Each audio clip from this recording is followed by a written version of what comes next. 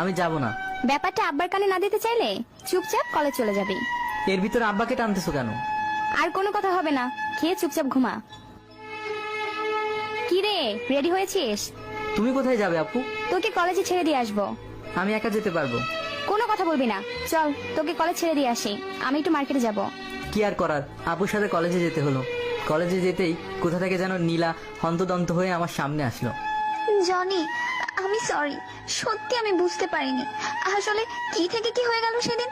তারপর আবার তুমি কলেজে আসোনি, কত টেনশন হয় বলো। কি ব্যাপার, কিছু বলছো না কেন? আমি সরি তো। It's okay. আর কিছু বলবেন?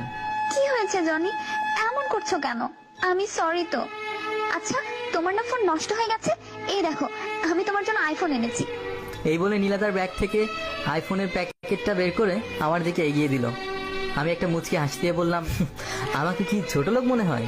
হ্যাঁ, ছোট লোকও বলা যায়, তবে এতটা ছোট লোক না যে অন্যের কাছ থেকে হাত পেতে নিতে হবে। যেটা আছে ওটা ঠিক করে নিব। নীলা এবার কেঁদে দিয়ে বলল, এভাবে বলছো কেন? মানছি আমি অপরাধ করেছি, তাই বলে আমার কাছ থেকে নিতে পারবে না? আগেও তো কত শার্ট প্যান্ট নিয়েছো। আমি সব ফিরিয়ে দেব, পেয়ে যাবেন। দেখো জনি, এমন করে বলো না, আমার খুব কষ্ট হয়। আমি তোমাকে ওগুলো ফিরিয়ে দেওয়ার জন্য দেইনি। নীলার কান্না আমি সহ্য করতে পারি না, তাই বললাম, আর কিছু বলার আছে আপনার? আমার ক্লাস আছে, আমি ক্লাস করব। নীলা আমার হাত চেপে ধরলো। জনি, আমি আর মিশবো না ওদের সাথে, গড প্রমিস। আমি হাতটা ছাড়িয়ে নিয়ে ক্লাসে ঢুকে গেলাম। নীলা আমার পেছন পেছন আমাদের ক্লাসে ঢুকলো। আমি আমার ক্লাসমেট আফসানার পাশে বসলাম। নীলা মাঝখান দিয়ে এসে দুজনের মাঝখানে বসলো। আমি কিছুই বললাম না। অনেকেই হাঁ করে তাকিয়ে আছে। ইংলিশ ডিপার্টমেন্টের ছাত্রী এখানে ক্লাস করছে, বড়ই অদ্ভুত ব্যাপার। নীলা বারবার চোখ মুছছে আর আমার দিকে তাকাচ্ছে। ক্লাস শেষে বের হতেই নীলা আবার ধরলো আমাকে। কি হয়েছে জনি, তুমি আমার সাথে এমন করতে পারো না। আমি বলেছি তো, আমি আর কারোর সাথে মিশবো না, আমার কোনো ফ্রেন্ডের সাথে মিশবো না। আপনি যার সাথে ইচ্ছে তার সাথে মিশতে পারেন, এতে আমার বলার কিছুই নেই। কোনো কিছু বলার নেই? আমি তোমার গার্লফ্রেন্ড না? তোমার সব অধিকার আছে। শোনেন, এসব আবেগের কথা রাখেন। আপনার ওই বড়লোক বন্ধু সাইদ আছে না, ওই আপনার সাথে ভালো মানাবে। আমার মতো ছোট লোকের সাথে আপনার মানায় না। দেখো, আমি কিন্তু রেগে যাচ্ছি, আমার রাগ বাড়িও না। থাপ্পড় দিতে মন চাচ্ছে, তাই তো? এই নিন, মারেন। জনি প্লিজ, আমার সাথে এমন করো না, আমি আর নিতে পারছি না। ভালোবাসায় রাগ অভিমান একটু হবে, তাই বলে এমন করবে? আমি সত্যি আর কারোর সাথে মিশবো না। আবেগের কথা রাখেন, আমার থেকে আরো ভালো ছেলে পাবেন। নীলা আমার কথায় স্তব্ধ হয়ে গেল। আমি যত তাড়াতাড়ি সম্ভব সেখান থেকে চলে আসলাম।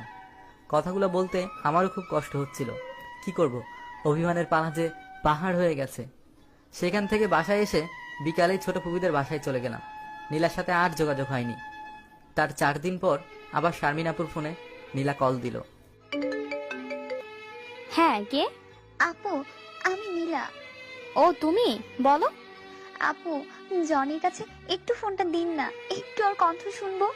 জনি তো ছোট ফুপিদের বাসায় গেছে। আপনি মিথ্যা বলছেন, আপনি বাসার ঠিকানা দিন, আমি একটু দেখেই চলে যাব। আরে এখন আব্বু বাসায়, তাছাড়া বললাম তো জনি ছোট ফুপিদের বাসায়। বাসার ঠিকানা দিবেন না তো? ঠিক আছে, আমি হাত কেটে সুইসাইড করব। বিশ্বাস হচ্ছে না তো? নীলা ব্লেড হাতে কয়েকটা পিক SMS করে দিল আপুকে। আপু তা দেখে ভয়ে বাসার ঠিকানা দিয়ে দিল। তার কিছুক্ষণ পরই নীলা গাড়ি নিয়ে বাসায় হাজির। নীলাকে দেখে বাসায় বাবা মা অবাক, সাথে শারমিন আপু ভয়ে চুপসে গেছে। নীলা বাসায় জনি জনি বলে চিৎকার দিতে থাকে। তখন আব্বু নীলাকে নীলার পরিচয় জিজ্ঞাসা করলো। নীলা কিছু বলার আগে শারমিন আপু বলল, আব্বা, আমার বান্ধবী কই, আয় আমার সাথে। শারমিন নীলাকে নিয়ে তার রুমে চলে গেল। এই, তুমি কি পাগল হয়ে গেছো? সবার সামনে থাপ্পড় দেওয়ার সময় মনে ছিল না? আর তোমাকে বারবার বলছি যে জনি বাসায় নেই, ও বেড়াতে গেছে। নীলা একধারে নিচের দিকে তাকিয়ে চোখের পানি ফেলতে লাগলো। হঠাৎ গম্ভীর গলায় বলল, কাল রেস্টুরেন্টে জনিকে হাজির করার কথা। আর বলে গেল কিভাবে করবেন সেটা সে জানে না। যদি না পারে তাহলে যে পিকগুলো পাঠিয়েছিল ওগুলো কাল বাস্তবে দেখাবে। নীলা সেখান থেকে এটা বলে চলে গেল। পরদিন আপু ফুপির কাছে ফোন দিল। ফুপি আমার কাছে ফোন এনে দিল। হ্যাঁ আপু, বলো। আজ 3টায় রেস্টুরেন্টে চলে আসিস। কেন, দুলাভাইয়ের সাথে দেখা করবা নাকি? হ্যাঁ করব, তুই চলে আসিস। তাহলে তো আসতেই হয়। আচ্ছা, আসবো। আমি রেডি হয়ে চলে গেলাম আপুর বলা রেস্টুরেন্টে। বাহির থেকে ভেতরে দুজন মেয়ে দেখতে পেলাম। আমি ভেতরে ঢুকতেই দেখে আপুর পাশে নীলা বসে আছে। তাহলে কি আপু আমায় মিথ্যা বলে আনলো? এখানে চুপচাপ বস। আমি গিয়ে তাদের মাঝে বসলাম। নীলা তার চেয়ারটা আমার কাছে এনে বলল, সমস্যা কি তোমার? কি পেয়েছো তুমি? মন চাইলে কাছে আসবে, মন চাইলে দূরে সরে যাবে। মেনে নে মেয়েটাকে, তোকে খুব ভালোবাসে মেয়েটা। জনি, সিরিয়াসলি একটা কথা বলছি, আমি আর নিতে পারছি না। হয় আমাকে ভালোবাসবে, না হয় এটা খেয়ে এখানেই মরে যাব। আমি নীলার হাত থেকে বোতলটা নিয়ে আপুর কাছে দিয়ে বললাম, একটু বাইরে যা তো আপু। আপু বাইরে যেতে যেতে বলল, উল্টোপাল্টা কিছু করবি না বলে দিলাম। আপু বাইরে যেতেই নীলার গালে ঠাস করে একটা বসিয়ে দিলাম। নীলা তাৎক্ষণিক আমার বুকে ঝাঁপিয়ে পড়ে বলল, তোমার যত খুশি মারো, তবু আমাকে ছেড়ে যাওয়ার কথা বলো না, আমি সইতে পারবো না।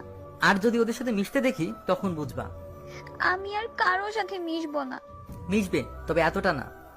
জানো তুমি সবার সামনে থাপ্পড় মেরেছিলে, আমি কত কষ্ট পেয়েছি। রেস্টুরেন্টের সবাই হা করে তাকিয়ে আছে আমাদের দিকে। একটা ছেলের বুকে একটা মেয়ে মুখ গুজে আছে, ব্যাপারটা কেমন না?